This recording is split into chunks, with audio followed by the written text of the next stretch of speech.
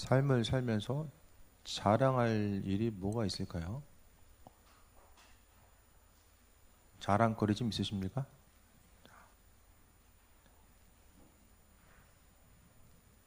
자랑할 게 별로 없어요?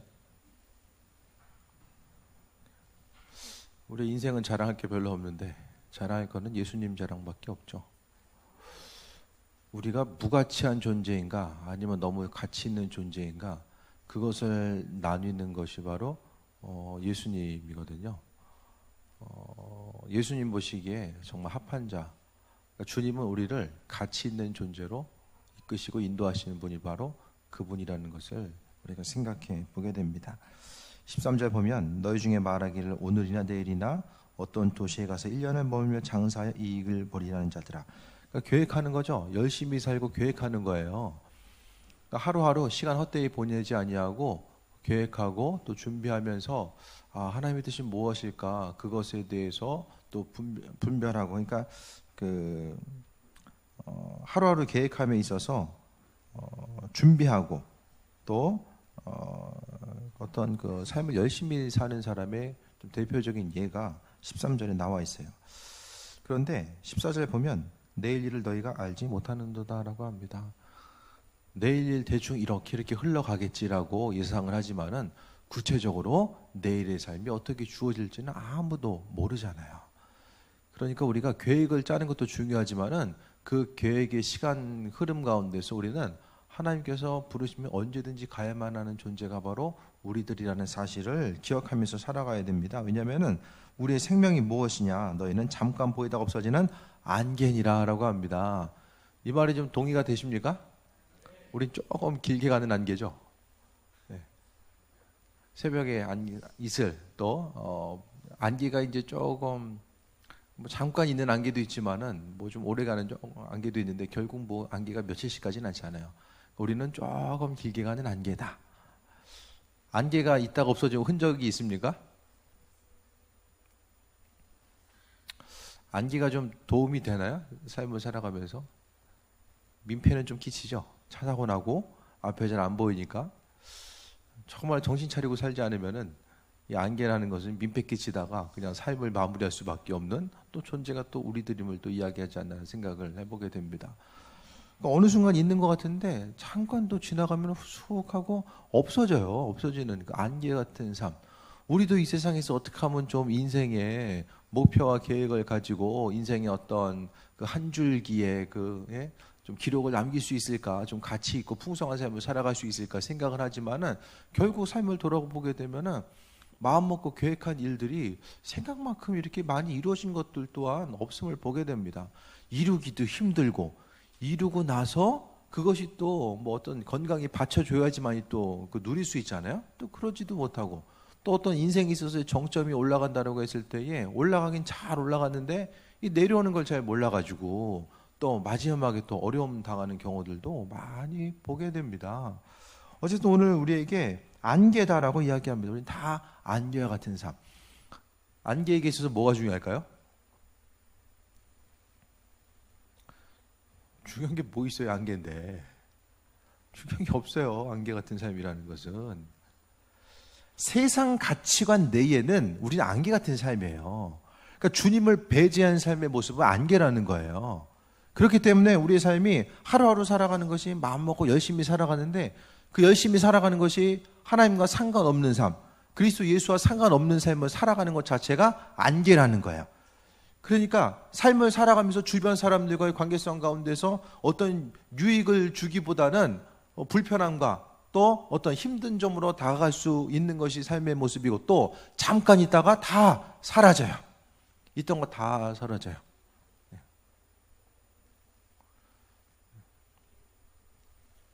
소유도 사라지고 관계도 사라지고 다 사라져요.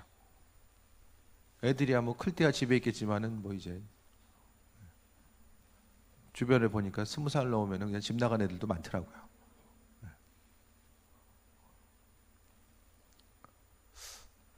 우리의 삶에 있어서 다 이제 사라지는 주님 없는 삶은 안개고 아무것도 아니라는 거예요. 근데 아무것도 아닌 거 가지고 자랑을 하잖아요. 여러분 그동안 삶에서 자랑을 좀 해본 일이 좀 있잖아요. 우리가 여러분 인생 가운데 자랑했던 거 뭘 자랑하셨습니까? 대부분이 세상 일 자랑해요. 내가 이거 이렇게 됐는데. 또 부끄러워하는 것은 세상 일로 부끄러워해. 예수님을 자랑하거나 예수님 때문에 부끄러운 게 아니라 세상 일 때문에 자랑하고 세상 일 때문에 부끄러워해요. 근데 안개잖아요. 잠깐 있다가 사라질 그것이 우리에게서 자랑의 요소가 됩니까? 부끄러운 거. 또 마찬가지죠. 삶의 순간순간마다 모두 생각해 봤을 때에 하나님 은혜 가운데 살아가야 되는 우리의 삶이 부끄러운 것이 무엇이고 기뻐야 될 것들, 자랑할 것이 무엇인지를 분별하면서 분명히 살아가야 됨을 이야기하고 있어요. 15절에 너희가 도리어 말하기를 주의 뜻이면 우리가 살기도 하고 이것이나 저것을 하리라 할 것이거늘 이제도 너희가 허탄한 자랑을 하니 그런 자랑은 악한 것이라. 그러니까 주를 위해서 이것도 하고 저것도 하겠다라는 것이 이것이 선한 것이면 다 자랑은 악한 것이라고 이야기하는데 제가 보기에는 15절의 내용이 이분 앞에 가 있는데 몸은 뒤에 가 있는 거죠. 말로서는 다 하는데 행함 자체가 전혀 따라주지 못하는 것을 이야기하고 있어요. 말로서는 이게 성을 다 쌓아놓고 있는데 실제적으로 행동을 보면은 아무것도 해놓은 것이 없는 상태를 이야기하는 거죠. 너희가 허탄한 자랑을 한다라고 이야기합니다. 야고보서를 통해서 우리의 자랑이 가치 있는 것을 자랑해야 되는데 그 전도도 예수님께서 가치 있기 때문에 전하는 거죠. 그러니까 전도하고자 했을 때 사람이 성향 자체가 좀 이렇게 내성적인 성향도 있겠지만은 중요한 것은 사람이 가치 있게 생각하고 자랑스러워하는 것들은 드러내놓고 싶은 사람의 본성이 있거든요. 그 본성이 있는데 우리가 복음에 대해서 부끄러워하는 것, 그것은 허탄한 것에 우리가 마음을 빼앗기고 있다는 하나의 또 증거가 됩니다. 그렇기 때문에 17절에 사람이 선을 행할 줄 알고도 행하지 아니하면 죄인이라. 죄의 개념 자체가 해야 되는데 해야 되는 걸 알면서도 안 하면 죄래요. 그 죄의 개념이 성경에서는 그렇게까지 지금 이야기하고 있어요. 아니 뭐 남한테 피해 안 주면 되지. 뭐 안 하면 어쩔 수 없이. 그게 아니라 하나님께서 예를 들어서 마음을 주셨어. 마음을 주셨어요. 옆에 사람을 향해서 뭐 예를 들어서 그냥 토마토 하나라도 좀 대접해라. 그 마음을 주었는데 에휴 그냥 토마토에 좀 없어서 못 사 먹는 사람 누가 있겠어 생각하고서 그냥 지나간다든지.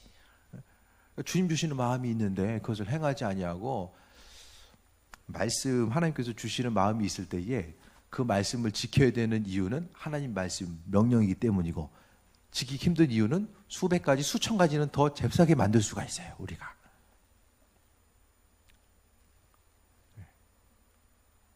선을 행할 줄 알고도 알기 위해서는 하나님 말씀을 알아야 돼요. 하나님 말씀이 없으면 이게 선인지 악인지 뭘 어떻게 움직여야 되는지 도무지 구분할 수가 없어요.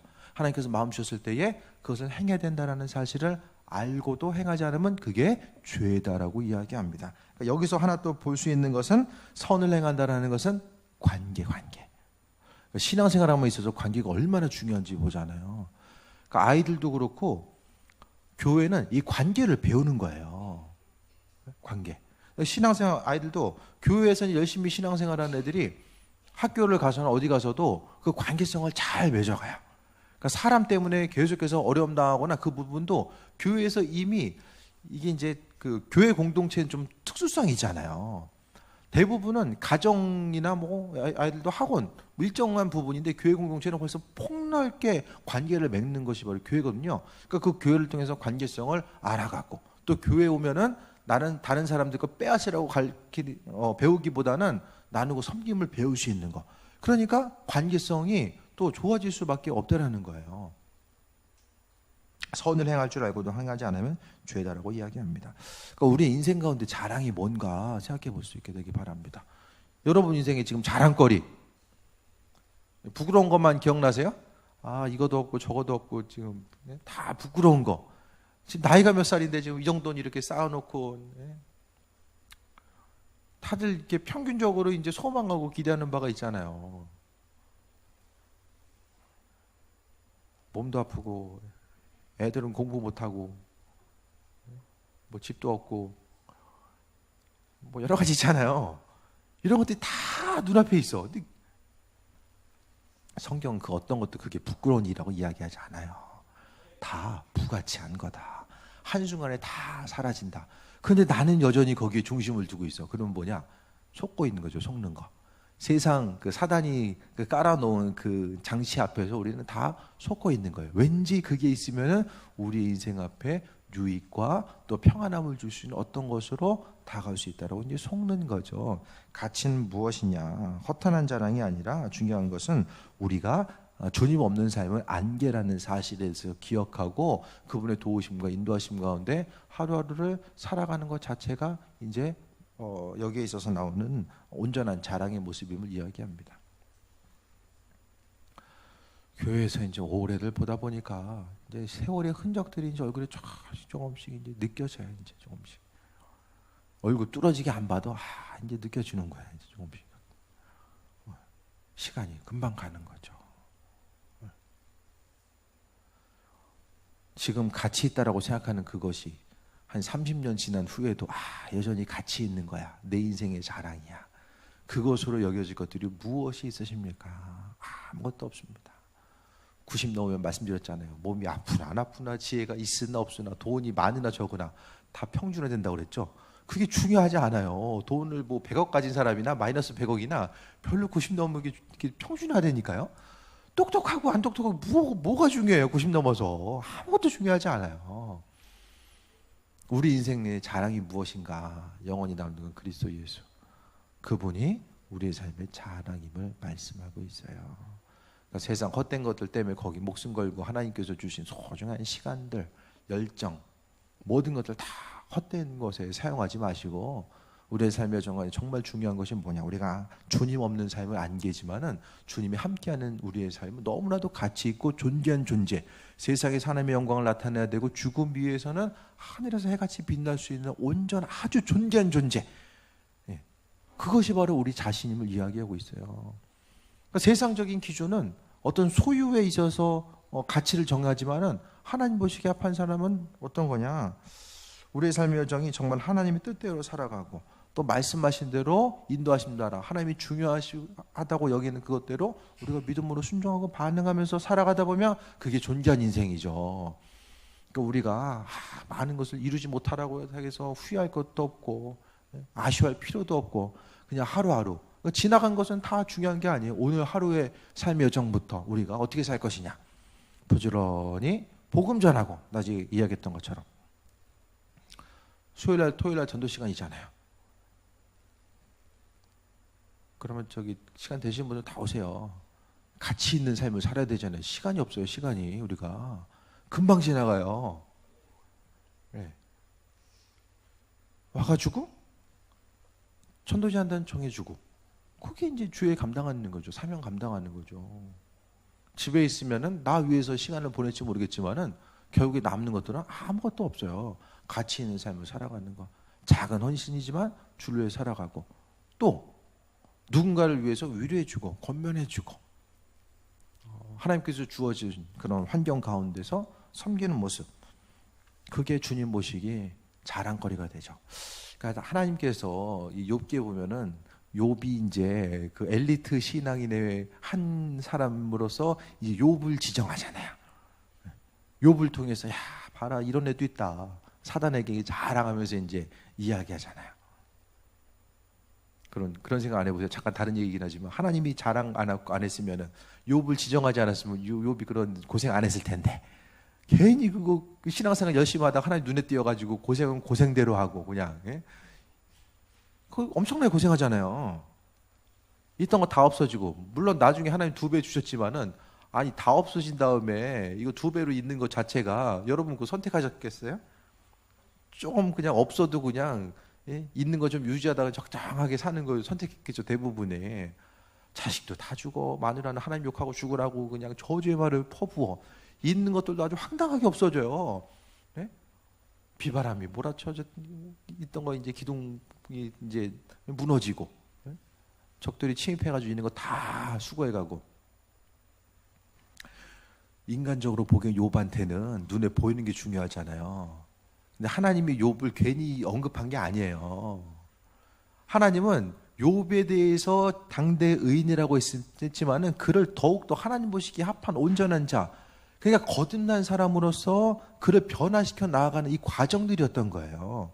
그 하나님은 욥이 가지고 있는 재물에 관심을 기울였던 것이 아니라 그가 하나님의 사람으로서 정금같이 거듭나는 그의 인생에 더 중심을 두셨기 때문에 그 고난을 허락하셔서 그의 모습을 변화시켜 나아가잖아요.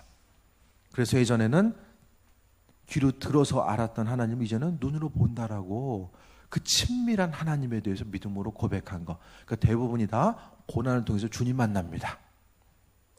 고난은 유익입니다. 열심히 받으시기 바랍니다. 계속 받아야 돼요, 고난. 고난 받다 보면은 고난으로 이제 다듬어지다 보면은 큰 고난은 필요 없는 거예요. 고난을 통해서 이제 사람이 다듬어졌기 때문에 하나님은 이게 죽으라고 고생하라고 고난 주는 거 아니거든요. 그러니까 지혜로워야 돼, 고난 앞에 지혜로워야 됩니다. 이 고난을 내가 왜 당하고 있나? 그거 생각해야 돼요. 그것이 아니라 고난의 중심에 있는 어떤 것에 대해서 우리가 자랑거리로 삼고 세상 가치관 따라가 살다가 오다 보면은 아무것도 남는 게 없어집니다. 우리의 자랑은 무엇입니까? 그리스도 예수입니다. 오늘 허탄한 자랑하지 말라고 이야기합니다. 허탄한데 중심 두지 마시고 하나님께 둘 수 있게 되길 바랍니다. 허탄한데 잠깐 마음이 쓰일 수 있지만은 또 순간적으로 돌아올 수 있는 게 하나님의 은혜예요. 돌이킴의 은혜가 정말 큰 은혜입니다. 이번 한 주가 마음과 생각을 지키시고 교회 공동체를 다시 한번 생각해 보시고 그 교회를 통해서 하나님의 영광을 나타내는 삶을 또 살아가야 됩니다. 모든 것이 다 하나님의 은혜이고 인도하심의 증거입니다. 때를 따라 공급하신 주님의 사랑 가운데 세임 얻고 나아가는 귀한 삶이 되시길 축원드립니다. 끝나고 임원회 있고요. 그다음에 이웃 배단위 교회에서 선교를 위한 바자회가 있습니다. 사진에 띄운 거 빼고도 좀 여러 가지 물품이 있는 것 같아요.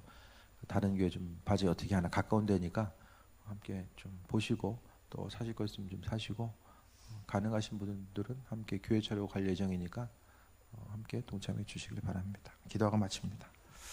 주님의 사랑 감사합니다. 아버지 하나님, 우리에게 말씀을 통한 그 지각을 열어주시고 하나님 말씀이 우리에게 생명됨을 또 기억하며 살아갈 수 있는 은혜를 허락하여 주옵소서. 모든 것이 하나님의 은혜이고 공급하심의 증거입니다. 아버지 하나님, 우리 한 사람 한 사람 기억하시고 하나님 마음이 합한 자로서 허탄한 자랑이 아니라 주님께 영광 돌리며 살아갈 수 있는 은혜를 허락하여 주옵소서. 감사드립니다. 1,000번 제물 드렸사오니 받으시고 축복하옵소서. 예수님의 이름으로 기도했습니다. 아멘. 하늘에 계신